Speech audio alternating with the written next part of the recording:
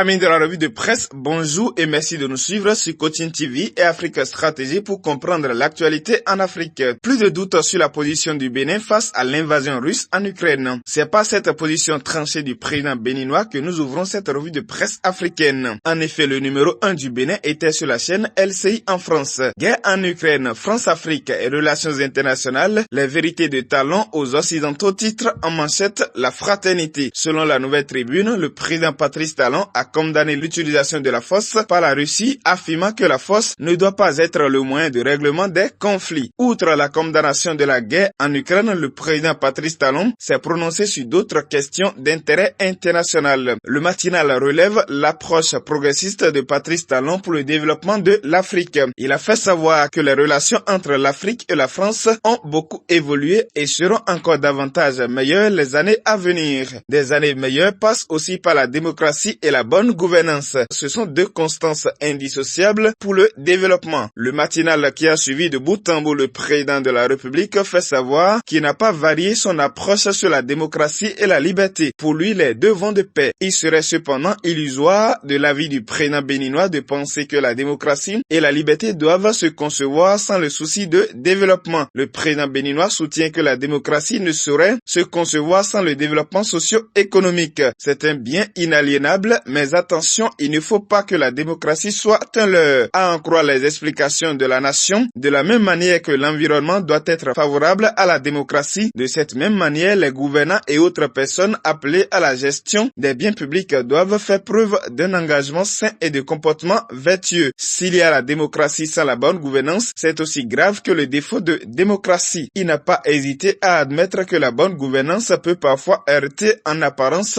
la promotion de la démocratie au niveau des libertés. Profitant de son séjour au pays de De Gaulle, Patrice Talon a été reçu par son homologue Emmanuel Macron. Les deux présidents ont notamment abordé la question du soutien aux forces armées béninoises en termes d'équipement pour la lutte contre le terrorisme, du renforcement des liens économiques, du soutien à la formation professionnelle et des projets de coopération culturelle, souligne la Nouvelle Tribune. Les deux chefs d'État sont revenus à l'occasion sur les grandes lignes de la dernière visite de Macron au Bénin, rapporte le site 24 heures au Bénin. Et puis, les femmes africaines étaient également à la une des quotidiens cette semaine. 8 mars au Burkina, les femmes debout pour leurs droits tempèrent Wakat Sera. Fête de la femme au Burkina, les 8 mars se suivent mais ne se ressemblent pas, ajoute le journal Le Pays. N'est-il pas temps de profiter de l'occasion pour repenser le 8 mars en faisant davantage en sorte que loin d'une fête, cette date offre l'occasion à travers des réflexions de trouver des solutions aux problèmes bien connus des femmes. L'heure n'est plus au discours, il faut des actions concrètes, conseille vivement le quotidien ouagalais Le Pays. Au Bénin, l'heure n'est plus aux séries de questions mais plutôt aux actes sur le terrain à l'endroit des femmes. GIF 2023 au Bénin, des femmes outillées sur les dangers et avantages du numérique, mentionne la Nouvelle Tribune. Cette édition de la Journée internationale des droits de la femme basée sur le thème l'innovation et des technologies pour l'égalité des sexes, Point Monde Digital Inclusif a été l'occasion d'offrir aux femmes tant instruites que non instruites de communication, dont la première porte sur l'hygiène numérique et la deuxième sur le e-commerce. Vision numérique au profit de l'égalité des sexes, le Bénin fait de l'inclusion digitale une réalité, soupire la nation. Et pour joindre l'utile à l'agréable, le gouvernement a procédé à la remise d'un important lot de matériel de travail et d'ustensiles de cuisine à des groupements de femmes féminines, écrit le journal béninois. Ce 8 mars est l'occasion pour les hommes de rendre hommage à leur épouse, relève Wolf Quotidien, en prenant leur place, ne serait-ce qu'une journée dans l'année. Dans les canards cette semaine, en Afrique, il faut aussi lire le déplacement du président de la CEDEAO en Tunisie pour jouer la carte de l'apaisement après les propos désobligeants du président tunisien Kais Saied contre les Africains subsahariens. Le Monde Afrique rapporte les propos de Saied à la sortie de ses échanges avec Umaru Sissoko, le président de la CEDEAO. Je cite: « Je suis africain et fier de l'être en Tunisie. Vivement que le calme soit de retour dans les esprits, car l'Afrique restera toujours une et indivisible. » Parlons réconciliation en Côte d'Ivoire qui continue de faire son chemin pour la paix au pays de Houphouët-Boigny. Afin de tourner la page de la crise post-électorale de 2010, les autorités ivoiriennes ont restitué plusieurs corps des victimes pour permettre aux familles de faire leur deuil. Pour le quotidien Aujourd'hui à Ouagadougou, c'est un début pour l'apaisement des cœurs, prélude au deuil, au pardon et à la réconciliation véritable. Les autorités ivoiriennes ont bien perçu cette corrélation et on ne peut que saluer ce commencement. Autant dire que la Côte d'Ivoire est engagée à pas forcer vers la réconciliation nationale, renchérit le pays. Pour rappel, ces corps avaient été exhumés en 2015 pour des besoins d'enquête. Puis terminons cette revue de façon inhabituelle par une bonne nouvelle pour le monde entier de la part de l'association FIAD Bénin. Le 25 mars prochain, elle organise sa convention nationale au Palais des Congrès Cotonou, ouverte gratuitement à tout le monde autour du thème santé totale et réussite de vie. Que vous soyez au Bénin ou ailleurs, prenez le rendez-vous pour suivre en ligne ou en présentiel cet événement pour une nouvelle renaissance de votre santé et de vos affaires. Ce sera tout pour aujourd'hui. Merci de nous avoir suivis et à samedi prochain. À la présentation, c'était Jérôme Wenceslas Kapo avec Guillaume Lafont. À la réalisation depuis le studio comme la Bena Pouillon de Cotonou.